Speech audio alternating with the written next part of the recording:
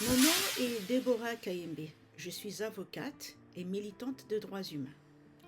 Je suis honorée cette année d'être la marraine de la campagne Genocost, portée depuis 2012 par CAIP, Congolese Action Youth Platform, et de représenter cette mobilisation à Londres aux côtés de celles et ceux qui, dans plus de 25 villes à travers le monde, refusent l'oubli.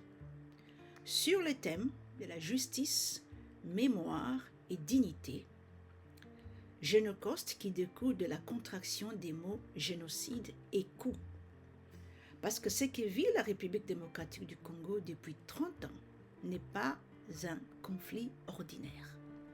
C'est un génocide motivé par des intérêts économiques. 6 millions de morts depuis 1996. 7 millions de déplacés. Plus de 180 territoires occupés par les milices soutenues par le Rwanda et l'Ouganda, précisément dans les zones les plus riches en ressources naturelles. 617 massacres documentés par le rapport Mapping des Nations Unies depuis 2010. 38 000 cas de violences sexuelles officiellement enregistrés.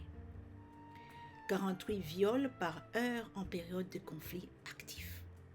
Et pendant ces temps, 70% du cobalt mondial continue d'être extrait du sous-sol congolais. 24 000 milliards de dollars provenant de l'exploitation illégale des ressources naturelles. Derrière chaque téléphone, chaque ordinateur, chaque véhicule électrique, il y a du sang. Depuis 20 ans, je mets mon parcours au service des réfugiés, des demandeurs d'asile, des victimes de guerre dont je dû collaborer avec la Cour pénale internationale. Je vous dis avec la même conviction que le rapport Mapping qui a documenté ces crimes depuis 2010 devrait être pris en considération et ne plus rester impuni. Cette exigence n'est plus isolée. En 2025, un mémorandum co-rédigé avec la Ligue internationale des droits des femmes congolaises, signé par plus de 70 associations, ont été remis aux institutions congolaises, au Parlement européen et aux Nations unies. Ce document porte la voix d'une société civile congolaise et d'une diaspora unie. Associations féministes, collectifs antiracistes, organisations panafricaines, syndicats et tant d'amis du Congo qui refusent le silence. Qu'est-ce que nous demandons? Nous demandons la reconnaissance officielle du Genocost, la création d'un tribunal pénal pour la République démocratique du Congo, comme il en existe pour le Rwanda et l'ex-Yougoslavie, la justice et la réparation pour les victimes, la traçabilité obligatoire des minerais pour les multinationales et la construction des lieux de mémoire dédiés aux victimes du Genocost. Pourquoi le 2 août?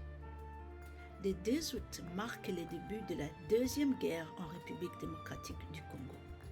Ce jour-là, nous nous rassemblons à Londres, à Paris, à Kinshasa et dans plus de 25 villes à travers le monde, portés par un front commun.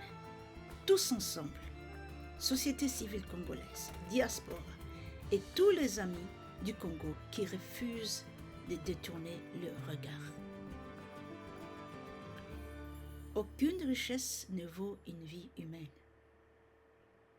Pas de paix sans justice. Pas de justice sans vérité. Pas de vérité sans mémoire. Tokobo Sanabangote. Nous ne les oublierons pas. Merci.